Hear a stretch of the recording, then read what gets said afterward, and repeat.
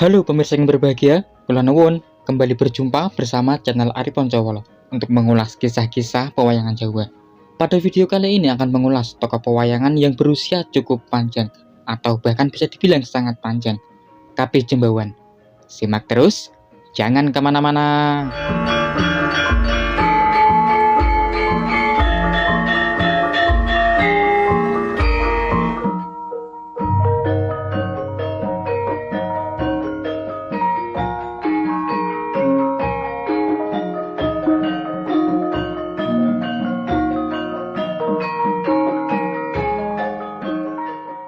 Kapi Jembawan merupakan tokoh pewayangan Jawa yang mungkin memang kurang begitu familiar di kalangan masyarakat.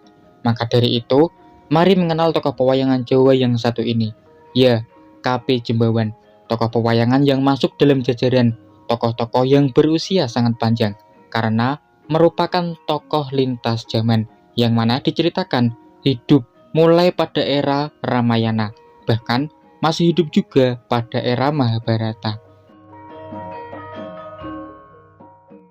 Kapi Jembawan pada mulanya merupakan seorang kesatria yang tampan dan rupawan, yakni seorang keturunan dari Resi Tulasya dari era Ramayana.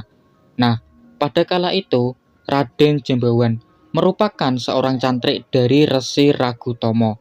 Resi Ragutomo merupakan ayah dari Sugriwo Subali dan juga Dewi Anjani. Nah, pada peristiwa rebut Cupu Manik Astagina, Raden Jembawan ikut menceburkan diri ke dalam telaga yang mana tempat jatuh dari Cupu Manik Astagina yang dilemparkan oleh Resi Ragutomo karena juga ingin memiliki Cupu Manik Astagina ataupun sanggit lain kala itu melerai perkelahian antara Raden Subali dan juga Raden Sugriwo yang telah berubah menjadi seekor kera. Maka dari itu Kapi Jembawan juga ikut berubah menjadi kera. Setelah berwujud kera, Kapi Jembawan diceritakan ikut menyertai kemanapun Raden Subali pergi. Bahkan saat Raden Subali menjadi Resi Subali di Pertapan Sunyo Pringgo, Kapi Jembawan diceritakan menjadi cantrik dari Resi Subali.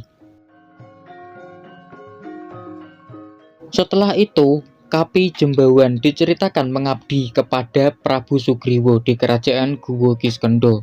Mengabdi cukup lama, bahkan ikut menyertai Prabu Sugriwo dalam menjadi senopati dalam Perang Sarikudhup Palwaga, yakni perangnya Prabu Sri Ramawijaya melawan Prabu Dasamuka.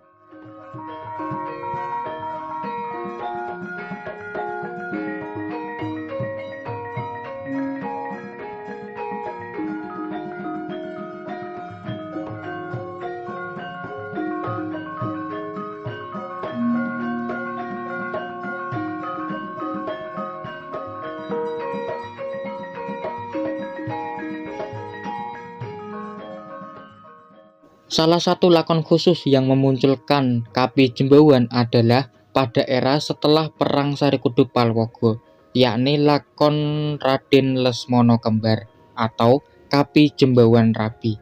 Diceritakan dengan kesaktiannya Kapi Jembawan menyamar sebagai Lesmana, lalu memikat hati dari Dewi Trijatha.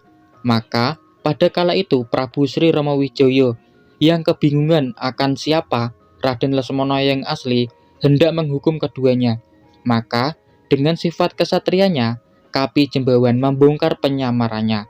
Setelah itu dinikahkanlah Kapi Jembawan dan juga Dewi Trijatha.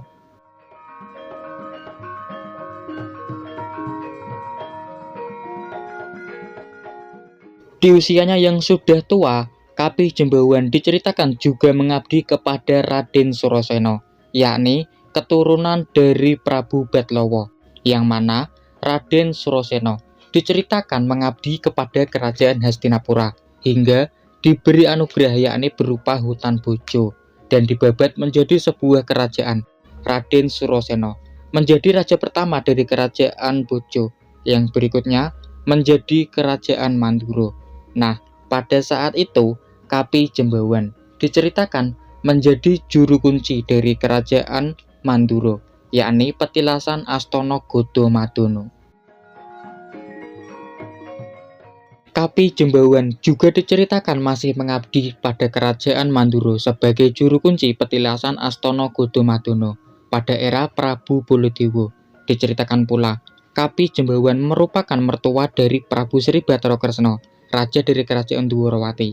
Karena Prabu Sri Bathara Kresna merupakan suami dari Dewi Jembawati.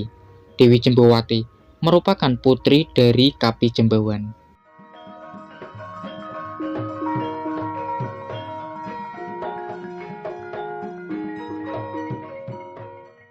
Akhir hayat dari Kapi Jembawan diceritakan moksa ataupun meninggal di usia lanjut, yakni setelah memberikan jabatan juru kunci kepada cucunya, yakni Raden Gunadewa, putra dari Prabu Sri Bathara Kresna bersama Dewi Jembawati.